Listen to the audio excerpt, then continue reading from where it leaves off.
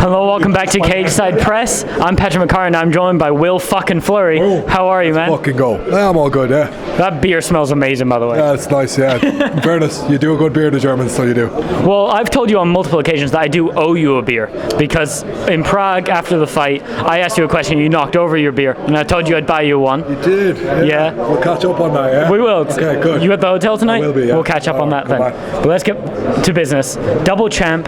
It's been a month now. How is it all steadily in? It's been good, but I've had a frustrating situation. I broke my thumb pretty badly in the fight. That now requires a surgery. I'm going to get that surgery on Monday. That's going to be 8 weeks of healing, roughly, and then another probably two and a half months of like getting back in condition, and then I'm in fight shape. So it'll probably be about 4.5 months before I can fight. That pisses me off a lot, but at the same time, hey, being a double, like just having won the belt, it's not a bad place to be. So we've heard a lot of fighters talk about the mental health struggles of, you know, not being able to fight, being injured, being on the sidelines, and then finally getting in the cage. Do you feel that as well, like that sitting of like not being able to fight, not being able to train? Yeah, it's tough at times, but like I'm lucky. Like I've been here a couple of times. Like in life, like you fight for long enough, you've been injured plenty of times. I'm good at dealing with it now. It is hard. It is, like, honestly, like not being able to get out the kind of angst and frustration of life by training. It's something that I've had to adapt to, and like eventually there's going to be a day I can't do this anymore. I fear that day. I know at least I'm going to be able to train in a couple of months and weeks, you know, and I'm held. Like the main thing is I can still use my legs. I can still I can practice my kicks. I can do whatever. It's just my hand is injured. After the surgery, there's 2 weeks is like zero exercise. That's going to be tough. Yeah, and like for me, for someone who does, you know, I'm still training kind of twice a day, just messing around, not as intense, but just playful. So I'm going to find that really hard. Yeah. Well, back to it. We just got a little interrupted, but just a little bit. Just someone tripped over the cable, but no. Just argue me. You seem to really like Germany, though. You seem to have been enjoying it, no? Yeah, big time. Look, like I suppose anywhere you go and you become a double champ, it's going to be fun. But in fairness, people here seem to have embraced me. There's a buzz. Like I'm walking around here, like you get recognized by people. They're so excited to see you. It's nice. It's really cool. So like, yeah, I've had like so far I feel like I have a pretty good relationship with German fans. You know. Have you been able to learn any German yet? A little bit, but like very basic. Like, you know. Can you say something for me? No, I can't. Nah. Come on. Danke.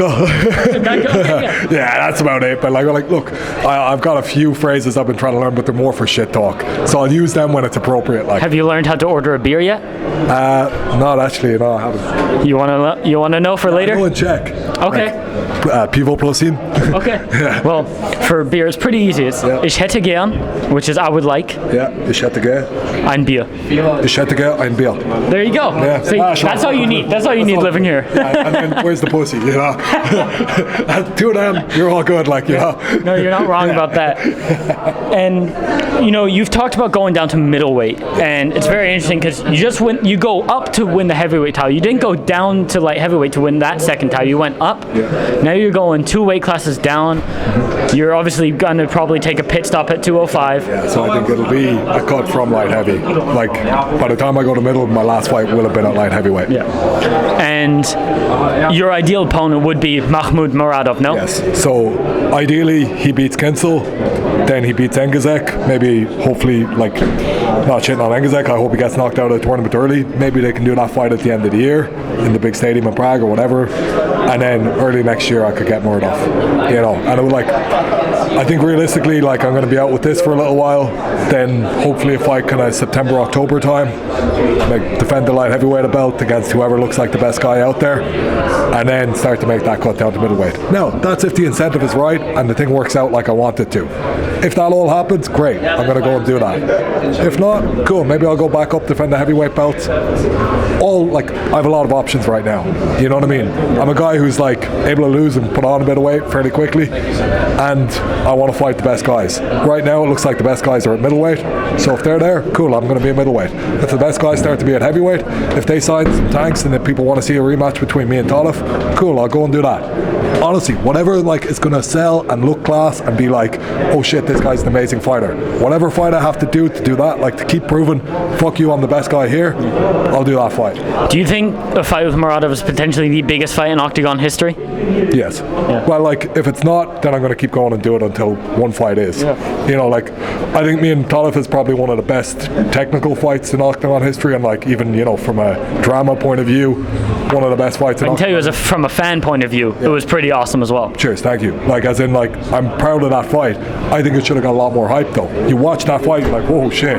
Like even when I went back and watched it, I was like, fuck me, man, that's a crazy fight. And like the level's very high. Like Tolif is a high, like I think he's massively underrated. Yes, he is. You know, I don't think the German fans appreciate what they have with him.